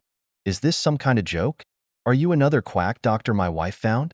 His eyes narrowed and his voice raised as he asked, "First you show up in the middle of the night, and now you say you're going to cure my daughter? Just what kind of bullshit prank are you trying to pull on my wife?" Ezekiel shook his head as he said, "I assure you, what I said is not a joke. Your wife was the one who contacted us for help." The man glared at Ezekiel for a few moments before a woman called out from behind him and asked, "Who is it?" "Someone claiming they came here to cure Alice." The man said in an annoyed tone. "Really? A woman's voice excitedly asked from behind the door. The man glanced over his shoulder as he asked, "Did you sign up with another sham healer?" "It's not a sham. It was a website and it said they could help people in need. But I just submitted the application a few minutes ago," the woman said. The man turned back around. His eyes narrowed as he asked, "If she just asked for help, how did you get here so quickly?" Ezekiel smiled as he said, "Magic.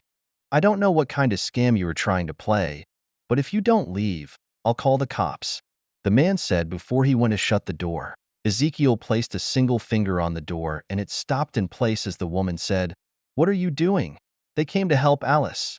The man glanced at Ezekiel and the single finger he used to hold the door open as he said to the woman, "He just said they used magic to get here, and you want these crazy people to go near our daughter?"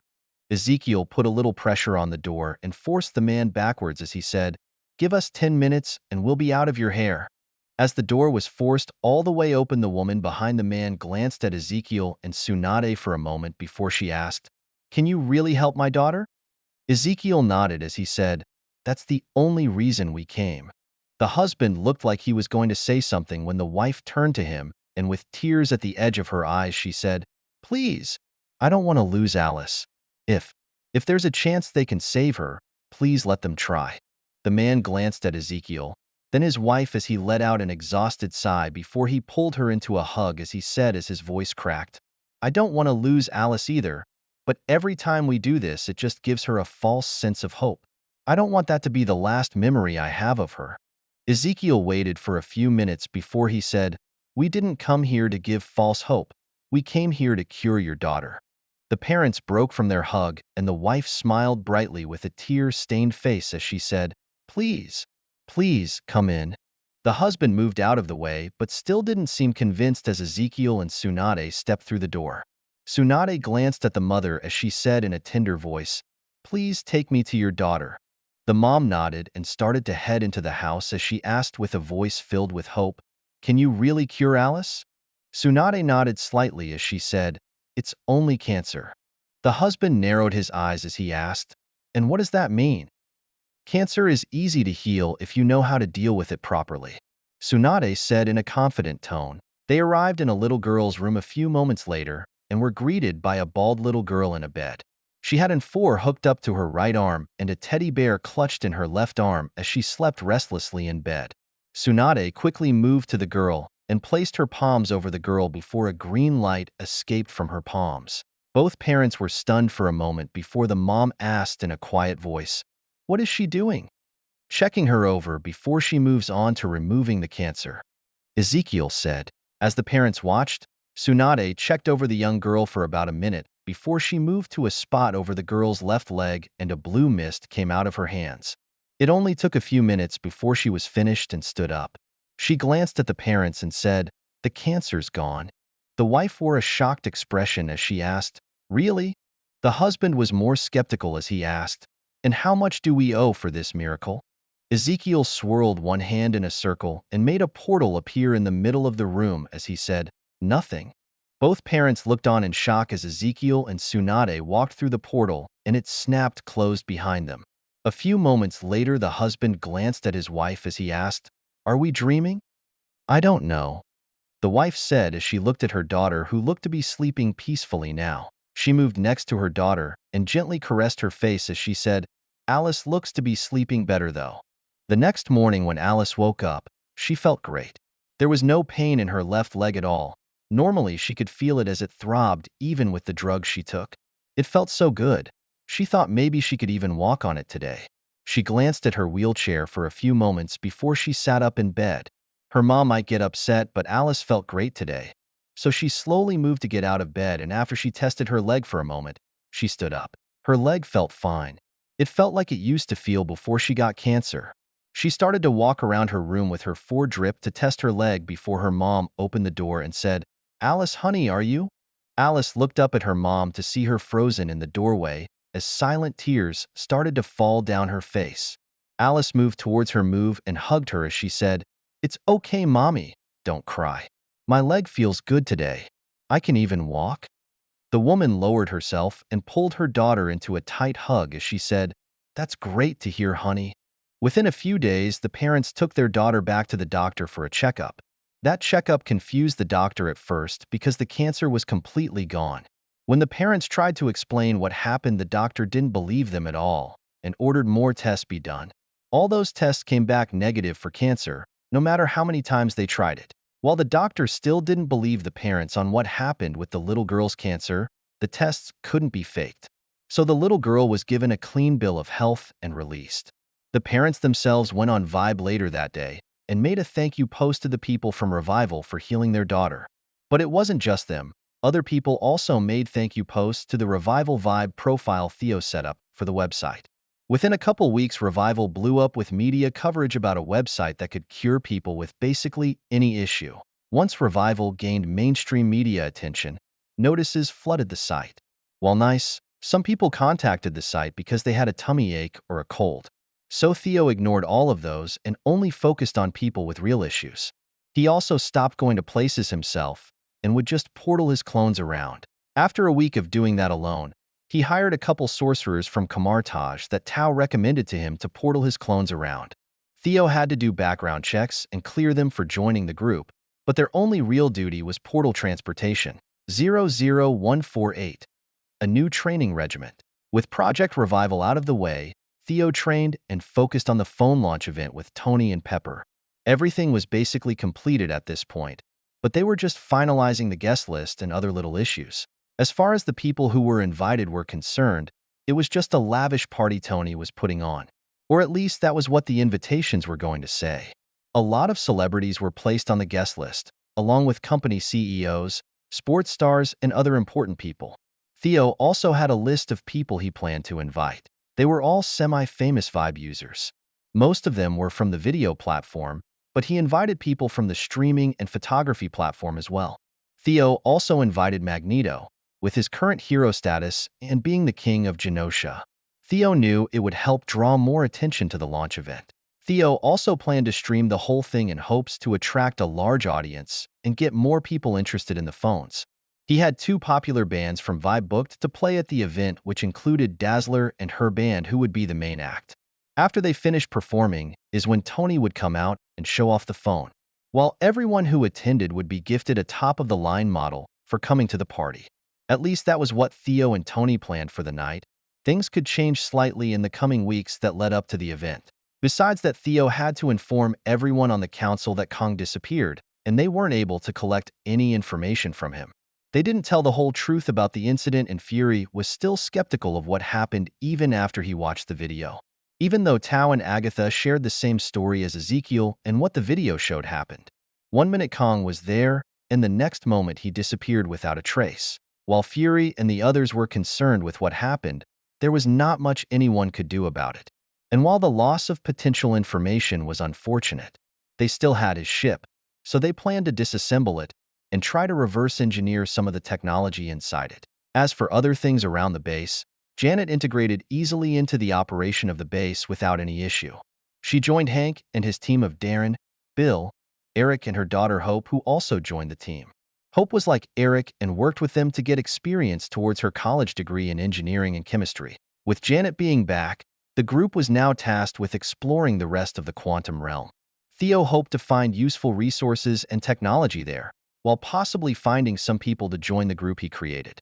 Since it never hurts to have more help, while it was still new, the vampire and paranormal group Theo created with Blade turned into one of the busiest.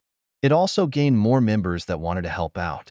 So far, the group had taken out 3 large vampire nests, 6 small nests, a pack of rabid werewolves, a demon cult along with the minor demon running it, and a handful of ghosts. That was all done within the span of just 2 months. The group was only going to become busier as time went on, though. Theo secretly created a backdoor into all the popular search engines currently on the internet. If certain keywords were found, it would get flagged by a system Theo set in place and would be checked by his server. If it turned out to be a random search or something else, it would switch back to the normal search engine. If it was something related to paranormal activity, then it would point whoever made the search to a special website Theo made. The site was designed as a forum board where people could ask questions or post information about real paranormal events or activity. While it was still new, it was how Blade's group found the demon cult and eliminated them. Once more people were online with the help of having a cell phone, Theo was certain the site would become a great asset to the group. Would people be able to find the website normally? Not really, because the way it was designed, it basically acted as if it didn't exist until someone found it through the search engine. Once they found it, they would have access to the site until Blade and his group took care of the issue. Then someone would be sent to remove the memory of the site and anything to do with it, and what the person was searching for from their mind. Not much else happened with the group during that time, since its main focus was gaining strength and gathering information on Hydra. Speaking of which, a couple of the widows took on a long-term mission to infiltrate Hydra and were currently placed in S.H.I.E.L.D. as they waited for recruitment. Theo made sure he created decent backgrounds for each of them and had them do their psychological evaluations with Hydra agents so they would be flagged for recruitment. As for reliable information on Hydra, Theo was still waiting for them to make use of the encryption software he programmed for S.H.I.E.L.D. phones. They definitely had it, but so far they didn't take the bait he left them or attempted to use it themselves. He even checked with some of the agents they knew about, and none of them had an extra phone they used. They did have extra computers he hacked into, but most of them didn't provide much information they didn't already have. As for finding more members of Hydra from those computers, it was useless. Hydra acted like a terrorist group with small cells of people, and each group didn't know about the others. At this point, Theo wasn't completely sure if anyone even had a master list of who was a member of Hydra or not. While he found a small list of people when he searched through Alexander Pierce's computer and house, it wasn't much compared to how many people Theo knew were hidden in S.H.I.E.L.D. Theo also had issues finding the other leaders of Hydra who seemed to be ghosts. Again, it all came down to most people not being connected to the internet, which is why he pushed the cell phone plan forward. Theo also started to train his eyes during this time. While he basically kept his eyes active all day long, he had yet to train them properly. He mostly wanted to get used to them first, since everything seemed to be in slow motion when they were active. He could also see things he never noticed before, like micro twitches of muscles when someone talked with him. The only bad thing about the new training was he asked Tao to spar with him. He attempted to spar with other people like Steve or Bucky, but with his eyes active, he could easily read every move they made. So he was forced to ask Tao for help. Tao agreed a little too quickly for Theo's taste, but she was the only one who could give him a proper challenge at this point. She used magic that hid her movements slightly and increased her speed past what Theo could handle properly, which led to Theo getting his ass kicked every day for the past few weeks. As for home life for Theo and his family, everything was great. His mom took the job as Vibe's lawyer, and their home life didn't change much at all. She would spend a day or two a week at home when she needed to work on a project, but otherwise nothing else really changed. Theo was actually surprised with how good his mom was at her job. He would send her over a contract or other set of documents that needed to be worked on, and she would normally have them done within a day or two. The other lawyers he used before he hired his mom always took weeks. Then again, they charged by the hour, so maybe that was the reason. Theo's school life was also doing well, even though he sent shadow clones most of the time. He still went a few times a week because he enjoyed hanging out with Peter and Millie. While the class itself was boring, Theo spent his time in class doing his homework. He tried to get Millie and Peter into the habit of doing that also, so they had more time after school to do other things like race go-karts, help out at the shop, play games, or work on programs. So far it seemed to be working, well, for Peter at least. Millie needed to be bribed with sweets. Millie also picked up a new hobby. She wanted to learn how to cook and begged Jacob to teach her. It didn't take long for him to agree, so now each day Millie helped Jacob make dinner. When Theo questioned Millie on why she was interested in learning how to cook, her answer wasn't a surprise. She said, "If I learn how to cook, I can make cake anytime I want." 00149. Phone launch event. 1/2. Kurt glanced in the mirror for the 100th time. He still wasn't sure if he looked okay. He tugged at the dark blue tie around his neck to adjust it again as he heard a knock on his door. He fiddled with the cuff of his jacket as he said, "It's open." The door didn't open up, but instead a beautiful young girl in a red dress phased right through the door. She glanced at Kurt for a moment before she asked, "What are you doing?" "It's almost time to leave." Kurt looked at himself in the mirror again before he said, "I'm not sure if this looks good on me, Kitty." Kitty glanced over Kurt's outfit for a few moments before she said, "What are you talking about? The suit fits you perfectly and highlights your eyes and hair." Kurt glanced into the mirror again to double-check his outfit. He wore a fitted black suit with yellow stitching and a yellow handkerchief in his breast pocket. His tie was the same dark blue as his hair, which was cut short and stylish. Kitty grabbed him by the arm and pulled him towards the door a moment later as she said, "Stop wasting time." Within a few moments, Kurt and Kitty joined the other kids who were invited to the party tonight. Kurt pulled the invitation out of his pants pocket and looked at it again as he asked, "Don't you think it's strange we were invited to this?" "A little, but Ezekiel's the one who invited us," Kitty said as she glanced at her own invitation. Dazzler, who stood close by with the rest of her band, said, "It'll be fine. It's just a party." "I'm nervous. A lot of famous people will be there," Kurt said as his tail unconsciously wrapped around his midsection. Dazzler chuckled before she said, "News flash Blueberry, you're also famous." Kurt glanced at Dazzler as he asked, "Really?" Dazzler glanced at Kitty as she said, "I have no idea how you deal with this idiot all the time." Kitty frowned slightly as she said, "Kurt can be an idiot, but that doesn't mean you need to call him one. Now apologize to him." "I don't know whether I should feel insulted or not," Kurt said as he glanced between the girls. Dazzler crossed her arms over her chest as she said, "Why should I? He just proved the point when he questioned if he was famous or not, when he clearly is famous." A man cleared his throat before he said, "You should apologize because it's not polite to call people names." Everyone turned around to see Professor Xavier dressed up in a light gray suit with a silver tie. He stood next to Magneto, who was dressed up in an elegant black suit with red tie. Storm was next to them both and wore a gorgeous form-fitting purple dress that draped to her ankles. It hugged her figure perfectly, and the side slit ran up to her thighs, highlighted the curves of her legs perfectly. Ezekiel also stood next to them and was dressed up in a pair of black dress pants and black buttoned-up short-sleeved shirt, which made him stand out compared to everyone else. Ezekiel smiled at everyone as he said, "What your professor said is correct." Ezekiel moved next to Kurt and rubbed the top of his head, which ruined his hairstyle a little as he said, "While Kurt might be oblivious to his own stardom and even do foolish actions sometimes, that still doesn't make him an idiot."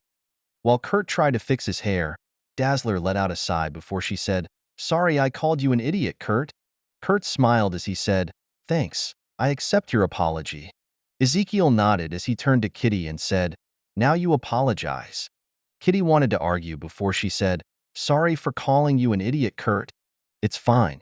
I know you didn't mean it," Kurt said with another smile as Kitty avoided eye contact. Before anything else could happen, Ezekiel clapped his hands together and said, "With that out of the way, is everyone ready to go?" Ezekiel didn't wait for anyone to respond as he opened a portal next to himself and ushered everyone to move through it.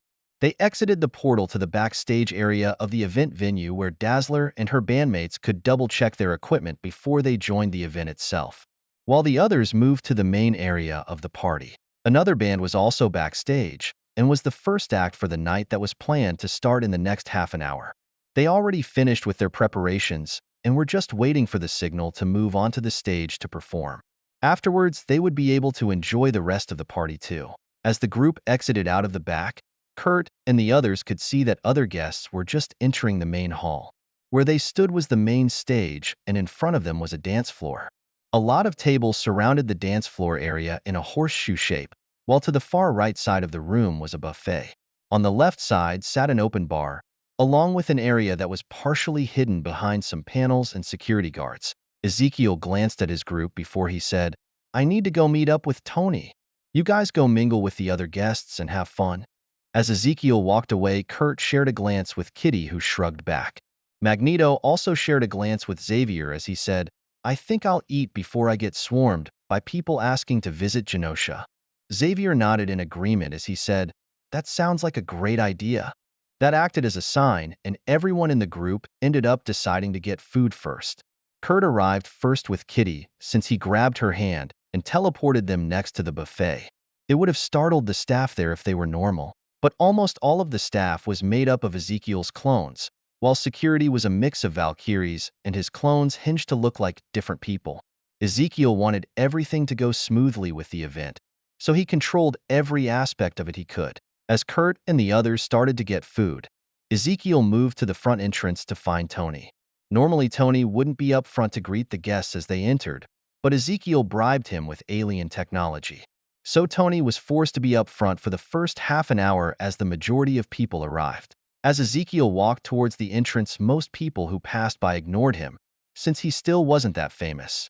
It didn't help that Ezekiel was dressed rather plainly and looked almost like the security personnel or a server for the event. Once he was near the entrance, Tony spotted him easily. After he finished greeting someone, he quickly waved Ezekiel to come over. Once Ezekiel was close enough, Tony asked, "Do I really need to stay here and greet everyone?" "Only for half an hour or no tech," Ezekiel said with a smile. Tony pouted slightly before another person moved towards them, and he was forced to greet them and usher them inside. Once they left, Tony said, "This sucks. I should be in there partying with the guests." "You just want a drink?" Tony nodded before he frowned and said, "I would love to, but some jerk said I can't." Ezekiel patted Tony on the shoulder before he said, "You can drink after you give the presentation. This thing is being streamed to the world, and I don't want you to be a drunk mess." Tony pushed Ezekiel away and was about to say something back when he froze. His eyes were locked on to the figure of a red-haired woman in a green dress further inside the venue. She stood facing the opposite direction from him as she talked with someone, so he couldn't see her face, but Ezekiel knew who she was. Ezekiel smirked, then snapped his fingers in front of Tony's face as he said, "You can ogle women later. Right now you have guests to greet." Tony glanced at Ezekiel as he said, "I wasn't ogling, I was appreciating. Even though she looks kind of familiar, I don't remember greeting any redheads in a green dress at the door tonight." Ogling and appreciating is basically the same thing for you. "Now get back to work. You have guests to greet, slave," Ezekiel said with a smile. Tony let out a sigh as Ezekiel turned around and walked back into the main area. Once there, he moved towards Sanhilder, who was in charge of security for the night. She was off to one side as she talked with Happy and Sakumo. Sakumo seemed to be listening as Happy complained about something. Sakumo noticed Ezekiel's approach first and pointed it out to the other two with a nod of his head in his direction before he greeted him. Happy frowned slightly as he asked, "Why wasn't I put in charge of security? I thought you could use a break for the night. So just relax, eat some good food and hang out. Maybe even talk to a lady or two," Ezekiel said as he rested his arm over Happy's shoulder. Before Happy could complain, Ezekiel watched one of the people who just entered the main hall and said, "Look, isn't that the movie star you have a crush on? Why don't you go talk with her? I heard she's single." Happy lit up for a moment before he frowned again slightly as he said, "How could I even talk with her? I'm just Tony's bodyguard. Even when I go to events with Tony, people ignore me." Ezekiel patted Happy's shoulder as he said, "Don't sell yourself short, Happy. You're a tall and pretty decent-looking guy since you lost weight. Just go over to her and pretend you're talking to Tony. Actually, that's a terrible idea. Just pretend she's a normal person and be yourself." "And say what?" "Hi, I'm Happy, Tony Stark's personal bodyguard," Happy asked with a bit of sarcasm in his voice. Ezekiel shook his head as he said, "First off, that's a terrible opener. Second, don't just go up to her and try to start a conversation. She's a movie star. I'm sure random people do that all the time, and it's probably annoying. Also, don't call yourself Tony Stark's personal bodyguard. You are the head of Tony's personal security.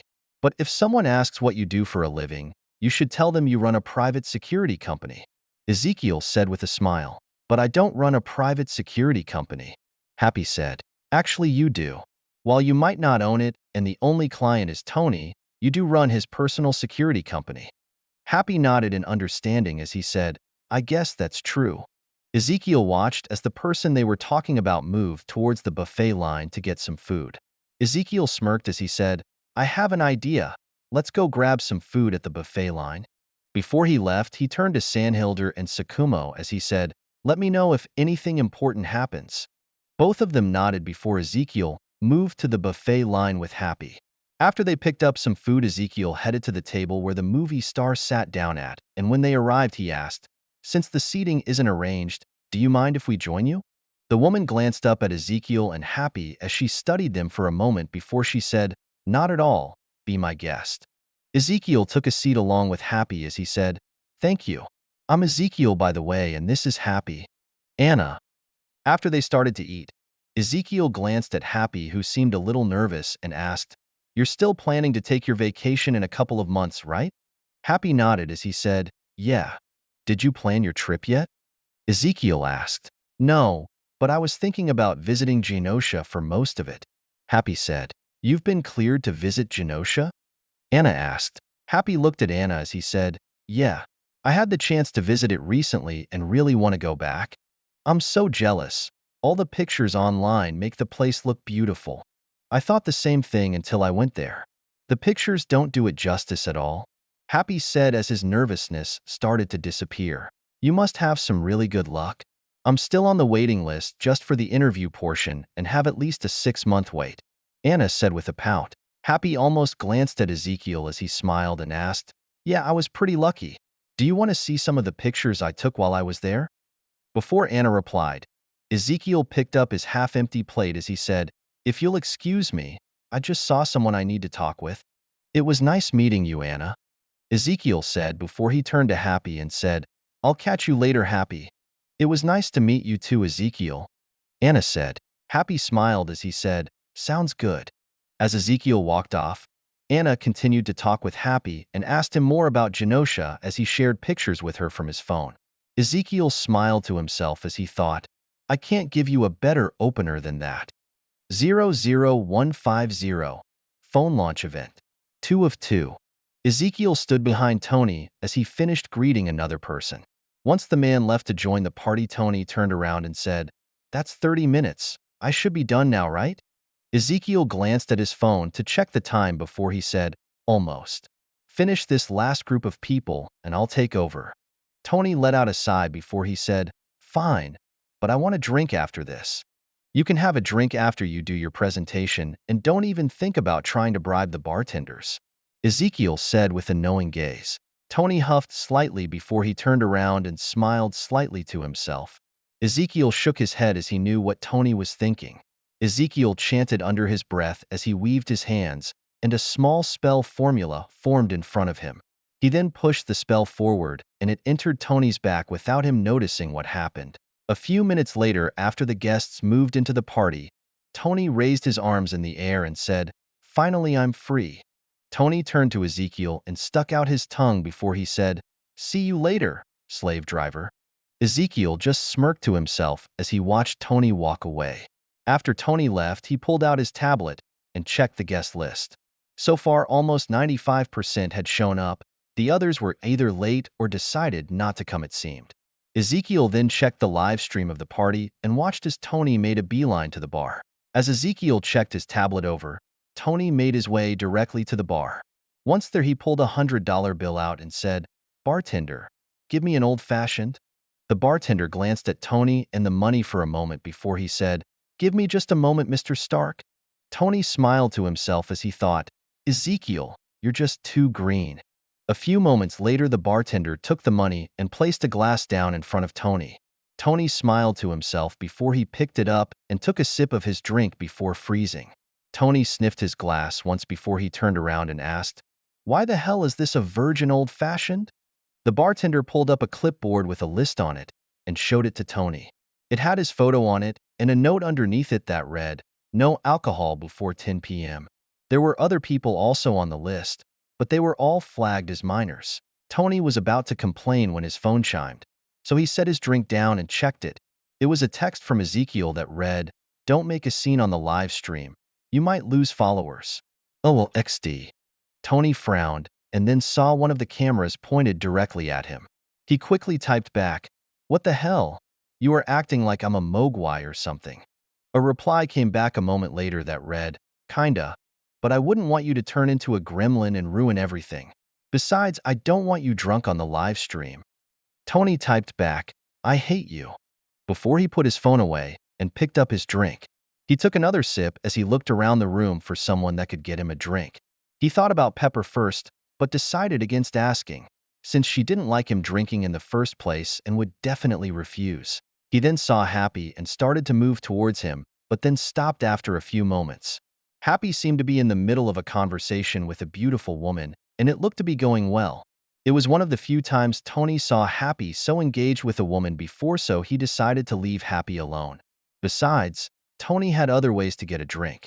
Tony then turned and walked towards the back area as the first band walked out onto the stage to perform.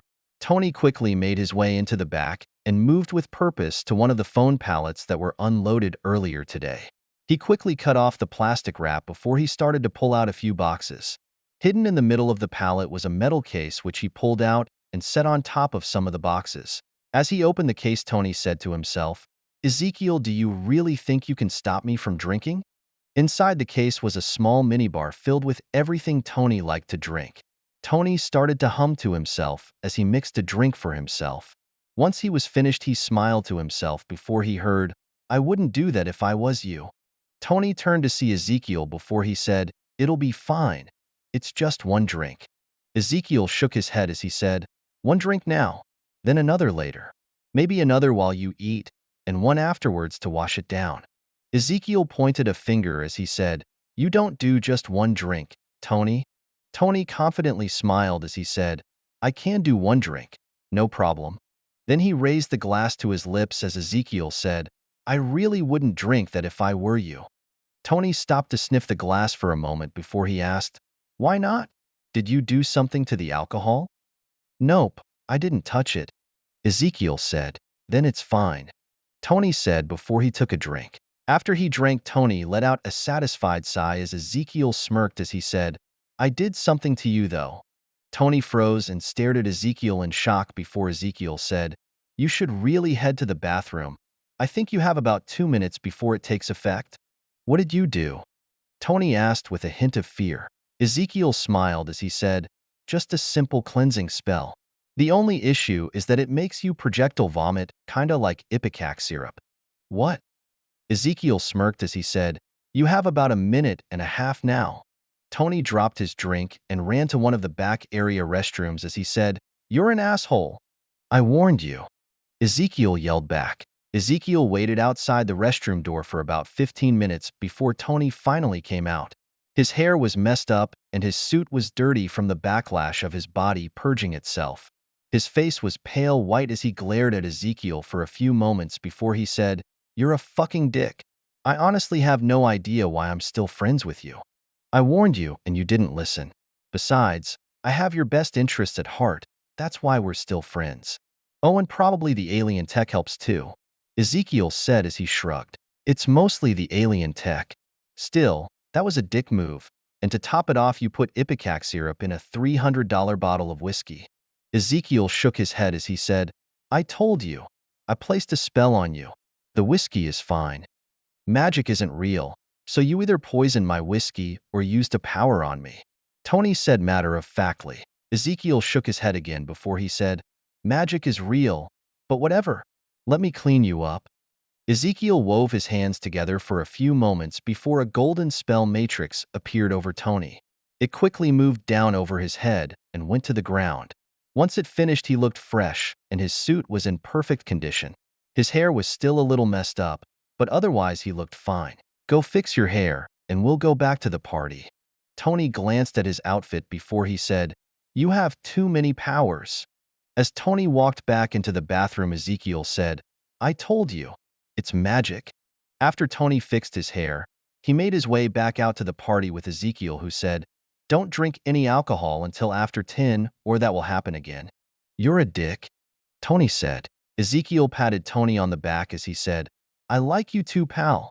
Tony swatted his hand away in irritation as they came out to the main area of the event.